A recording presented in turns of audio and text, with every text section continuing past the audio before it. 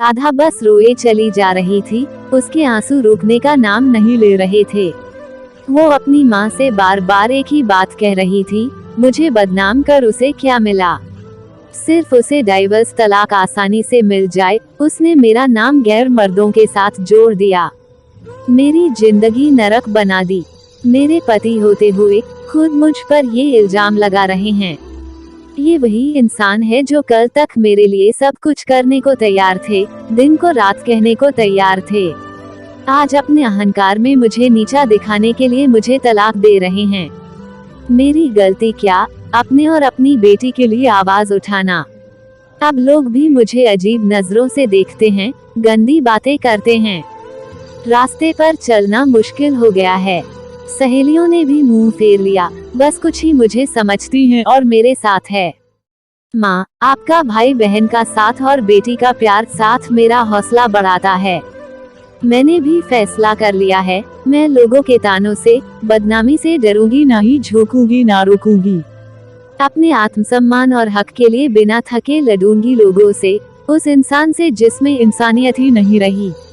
और फिर शुरू हुए कोर्ट कचहरी के धक्के, पैसों की और समय दोनों की बर्बादी पर कोई दूसरा रास्ता नहीं दिख रहा था। सबसे बड़ा दुख झटका उस वक्त लगता था राधा को जब उसका पति कोर्ट में सामने खड़े होकर गलत गंदी बात बोलता था।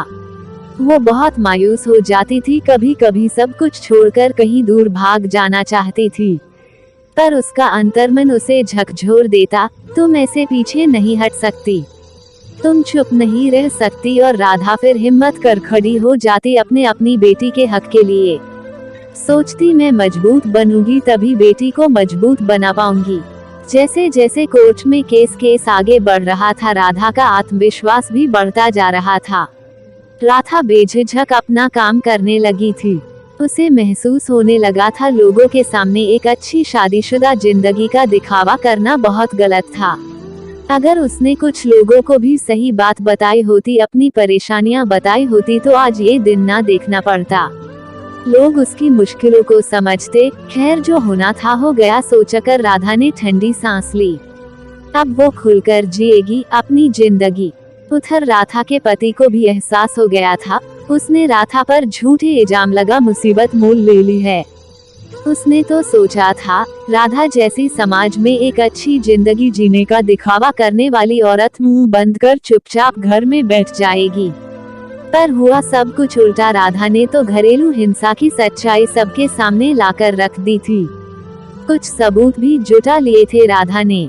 वो अब अपनी बेटी के साथ जीना सीख गई थी। उसके घरवाले भी पूरा साथ देते थे उसका। तभी एक दिन दरवाजे की घंटी बजी। राधा ने भी सोचा कौन हो सकता है इस वक्त। जब देखा तो वो अचंभित रह गई, दरवाजे पर उसका पति खड़ा था। उसने राधा से पूछा, अंदर आ जाऊं? राधा ने कुछ सोच हाँ बोल उसे अंदर आने दिया और पूछा, अब क्यों आए हो? वो बोला, मुझे माफ कर दो, मुझसे गलती हो गई और घर वापस चलो। मैं तुम्हारे और अपनी बेटी के बिना नहीं रह सकता। अचानक आए इस बदलाव से राधा सोच में पड़ गई थी।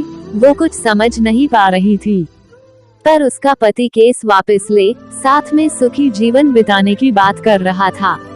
उसने राधा से कहा, चाहो तो थोड़ा सोचकर जवाब देना, पर राधा का जवाब तो तैयार था। उसने साथ जाने से मना कर दिया और बेटी ने भी बोल दिया, मैं मम्मी के साथ ही रहूंगी। राधा का पति ये बोलकर तुम ठीक नहीं कर रही वहां से चला गया। पूरी रात वो सोचती रही, उसने गलत निर्णय तो नहीं लिया? क्या मुझे अपनी बेटी के अच्छे भविष्य के लिए साथ चले जाना था? बेटी को माँ पापा दोनों मिल जाते।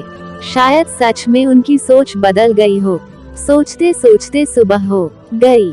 सब घरवाले भी सोच में थे, क्या किया जाए, इंसान बदल भी तो सकता है। पर सबने समझदारी दिखा, कुछ दिन इंतजार करने का सोचा।